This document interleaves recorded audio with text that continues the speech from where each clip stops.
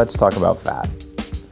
We've all heard that if you eat fat, it makes you fat. And this is based on an entirely inaccurate bunch of science that came out, about 40 years ago.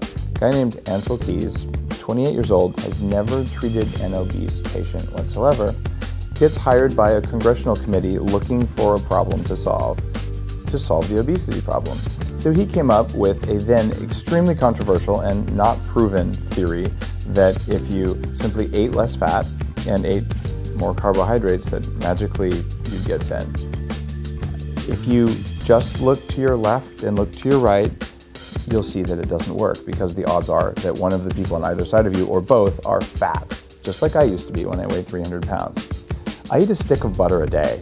I had 4 avocados so far today. 70% or more of my calories come from fats, and at least half of those are saturated fat. And how can this be? The reason for this is that the cell membranes in your body are made out of fat.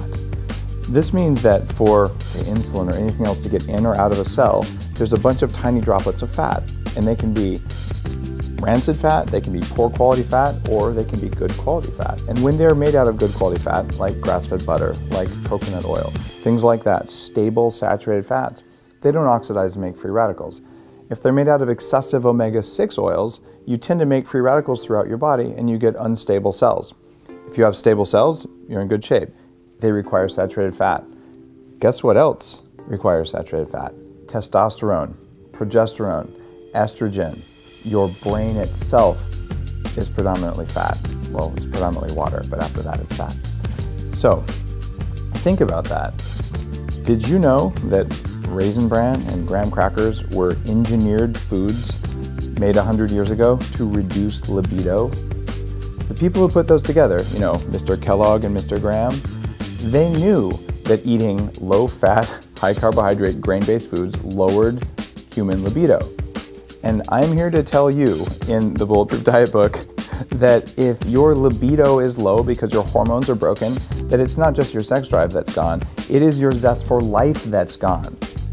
I was on testosterone replacement therapy for about almost 10 years, and I've been off of it for 2 years. And my testosterone levels are right where they should be, even though I could not raise them when I weighed 300 pounds, even when I ate a low-fat diet.